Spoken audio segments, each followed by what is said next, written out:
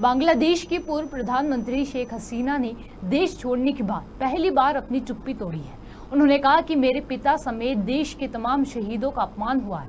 हसीना के बेटे सजीब ने अपने सोशल मीडिया पोस्ट में पूर्व पीएम का बयान साझा किया है। इस बयान में हसीना ने बांग्लादेशी लोगों को संबोधित करते हुए कहा कि मैं आप सभी से 15 अगस्त को राष्ट्रीय शोक दिवस के रूप में गंभीरता और गरिमा के साथ मनाने की अपील करती हूँ। बंगबंधु भवन में फूलों की माला चढ़ाकर और प्रार्थना कर बांग्लादेश की आज़ादी में शहीद हुए सभी आत्माओं की मुक्ति के लिए प्रार्थना करें। बांग्लादेश के संस्थापक और अपने पिता शेख मुजीबुर रहमान के संग्रहालय को नष्ट करने की निंदा करते हुए पूर्व पीएम हसीना ने कहा कि हमारे राष्ट्रपति बंगबंधु शेख मुजीबुर रहमान, जिनके नेतृत्व में हमने एक आज़ाद मुल्क के रूप में पहचान हासिल की, दुनिया भर में इज्जत हासिल की, ऐसे शेख मुजीब का इस प्रदर्शन में घोर अपमान किया गया। उन लोगों ने स्वतंत्रता आंदोलन में शहीद हुए लाखों शहीदों का अपमान किया है। मैं देशवासियों से न्याय चाहती हूँ। शेख हसीना ने कहा कि पिछले जुलाई से आंदोलन के नाम पर केवल बर्बरता, हिंसा और आगजनी हुई है। इस हिंसा में कई लोगों की जान चली गई।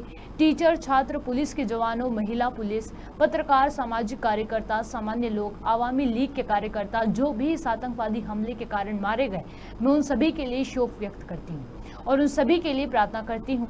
शेख हसीना का बांग्लादेश की प्रधानमंत्री के रूप में 15 सालों का लंबा शासन 5 अगस्त को समाप्त हो गया था। उन्हें अपने शासन के विरोध में चल रहे हिंसक प्रदर्शनों के कारण इस्तीफा देकर अपना देश छोड़ना पड़ा था।